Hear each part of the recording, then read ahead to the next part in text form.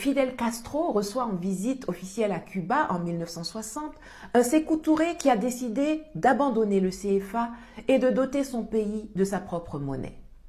Plusieurs complots, dont deux planifiant l'élimination physique du président guinéen, ont échoué. À l'époque comme aujourd'hui, les Européens ont tendance à faire corps avec la France, tandis que de son côté, Sékou Touré se rapproche du bloc de l'Est. L'URSS, la Chine et le Ghana sont d'ailleurs les premiers à reconnaître la Guinée libre et Fidel Castro reçoit en visite officielle à Cuba en 1960 un Sékou Touré qui a décidé d'abandonner le CFA et de doter son pays de sa propre monnaie.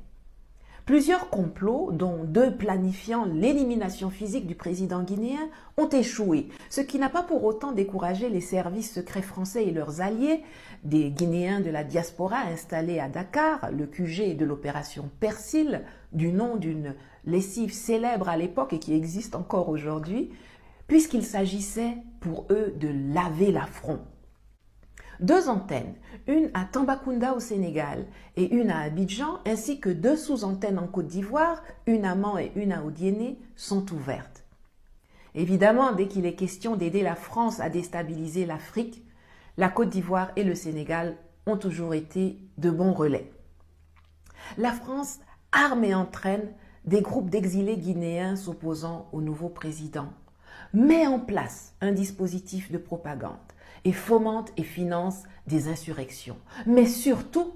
après avoir fait piller par l'armée française les coffres de l'agence de la BCEAO à Conakry dans la journée du 28 septembre 58, la date du référendum, et en plus de faire en sorte que les francs CFA restés en Guinée ne puissent plus être utilisés ni au Sénégal ni au Mali, elle va décider d'inonder le pays de faux billets de francs guinéens fabriqués par le SDECE, devenu depuis la DGSE, la Direction Générale de la Sécurité de l'Extérieur, pour faire s'écrouler la jeune économie.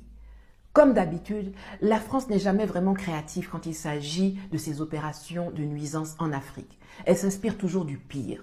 De la même façon que Pierre Messmer, le haut-commissaire de l'Afrique équatoriale, puis occidentale française, reconnaîtra, le sourire aux lèvres, s'être inspiré des camps de concentration allemands pour mater les indépendantistes camerounais,